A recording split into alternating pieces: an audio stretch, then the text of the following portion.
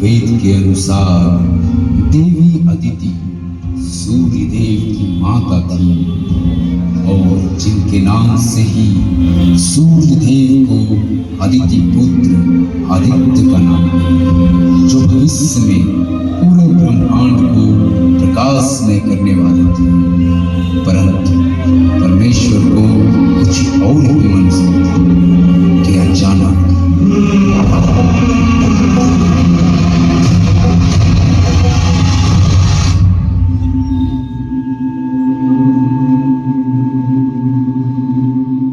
कल की अवतार यानी मैं विष्णु समस्त ब्रह्मांड को साक्षी मानकर मैं यह प्रतिज्ञा लेता हूं कि इस कलयुग की धरती पर जब जब पाप बढ़ेगा और धर्म पर संकट आएगा, तब तब मैं किसी न किसी रूप में स्वयं की रचना करूंगा।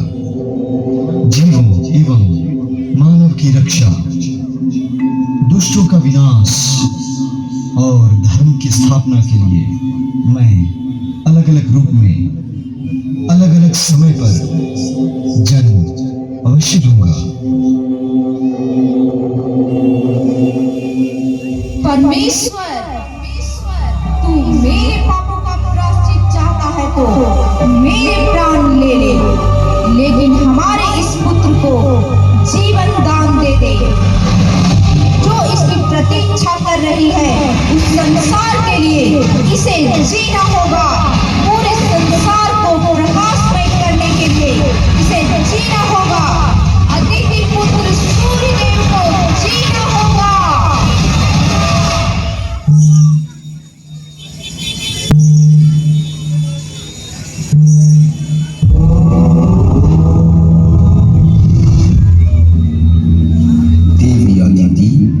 आप इस प्रकार कहाँ जा रहे हैं? वो भी अपने पुत्र के साथ? क्षमा करें देवी, परंतु आपको ज्ञात हो कि आपके गोद में जो पुत्र है ये कोई साधारण बालक नहीं, इनमें इतना तेज है कि ये पूरे ब्रह्मांड को क्षण भर में भस्म कर सकते हैं। अर्थात आप इस तरह भ्रमण न किया करें, परंतु हमारा आशीर्वाद सदैव आपके बालों के साथ है। हमें अपने पुत्र की शक्ति का ज्ञान है ब्रह्मदेव, परंतु हम इनकी माँ हैं और माता के लिए पुत्र तो बस पुत्र होता है। ये हमारा पुत्र है और ये संपूर्ण ब्रह्मांड को रोशन करेगा, प्रकाशमय करेगा। भस्म करना इसका कार्य नहीं ब्रह्मदेव। ये सूर्य है सूर्य, और इसका उदय पूरब की ओर होगा, और जब सूर्य उदय होगा तो संसार में हर ओर खुशियां ही खुशियां होगी, और सूर्य अस्त पश्चिम से होगा। तब संसार फिर एक नई उम्मीद को लेकर दूसरे दिन का इंतजार करेगा। ऐसा होगा हमारा पुत्र सूर्य।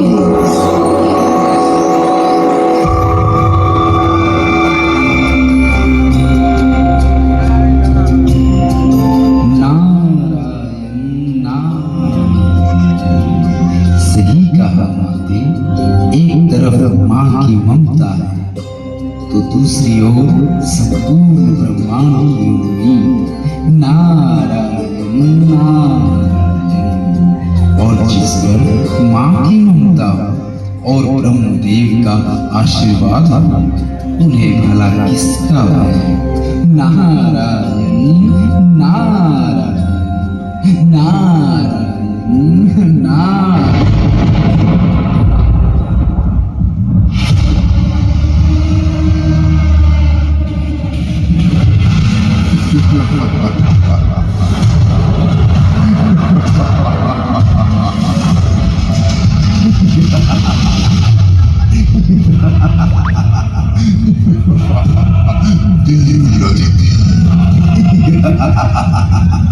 जो शक्ति जो तेज मुझे मिलनी चाहिए थी वो तुम्हारे कारण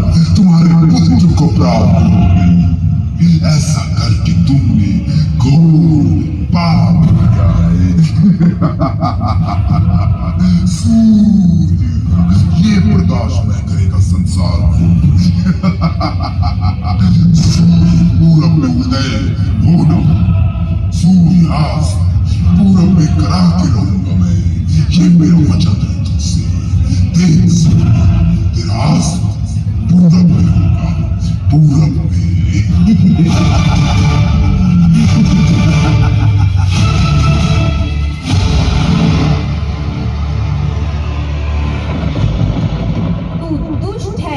एक दानव है और दानव को कभी ऐसी शक्ति नहीं मिलती। सूर्य मेरा पुत्र है, मेरा। सूर्य कभी पूरब में अस्त नहीं होगा।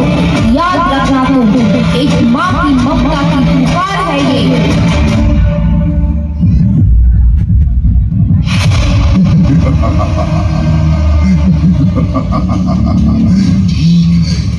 तो भुगतना अपने पापों का परिणाम।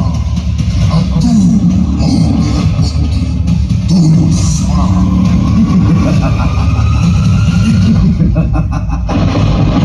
ए दुष्ट, तू मेरे पापों का प्रायश्चित चाहता है तो मेरे प्राण ले ले, लेकिन हमारे इस पुत्र को जीवन दान दे दे, जो इसकी प्रतीक्षा कर रही है।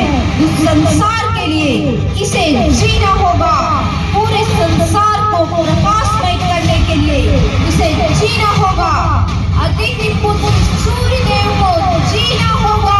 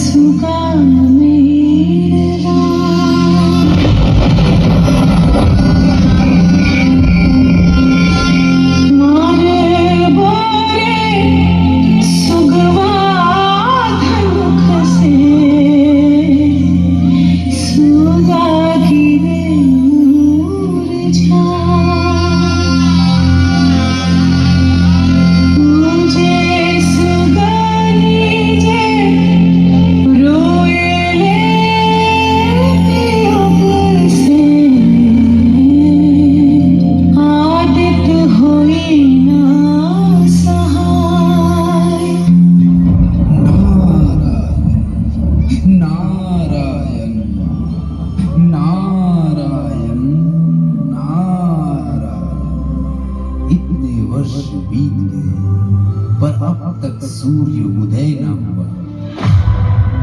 नारायण नारायण, फिर आज यह छठ पर्व कैसे संपन्न होगा?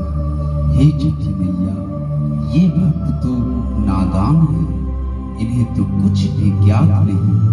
जो इतने वर्षों पूर्व हुआ उसके पश्चात कभी सूर्योदय हुआ ही नहीं। आज यह पर्व कैसे संपन्न होगा माता, कैसे संपन्न होगा? नारायण नारायण नारायण नारायण।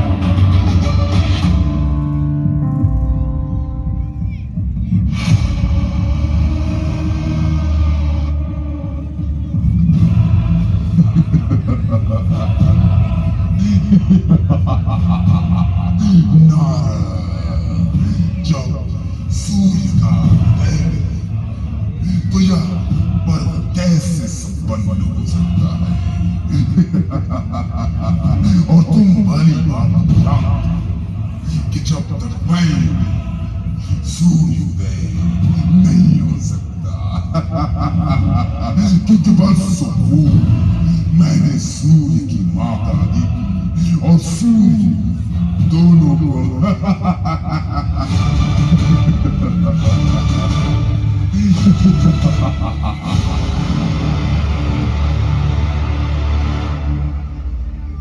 नारायण नारायण। छठ पर्व तो संपन्न हो के रहेगा दोस्त। आज तेरी आंखों के सामने सूर्य उदय भी होगा और यह छठ पर्व संपन्न भी। देख उधर, देख। नारायण नारायण नारायण नारायण।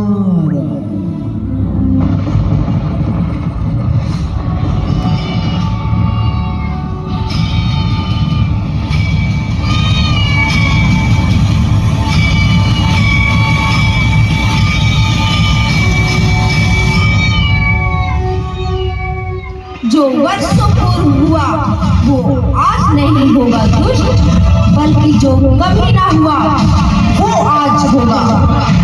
माता अदिति का प्रतिशोध लेने आ रहे हैं सूर्यदेव। देख पूरब की ओर बादलों को चीरते हुए प्रकाश की तेज किरणों को मृत्यु बनकर आ रहे हैं। अपनी मृत्यु को अपने आंखों से देख।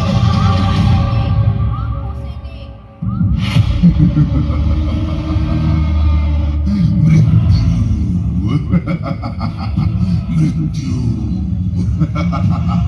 मैं मृत्यु, सूर्य की मृत्यु, तुम्हारी मृत्यु।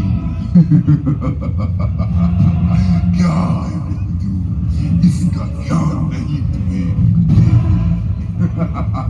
परंतु सूर्य को भली भांति ज्ञात है कि क्या है मृत्यु।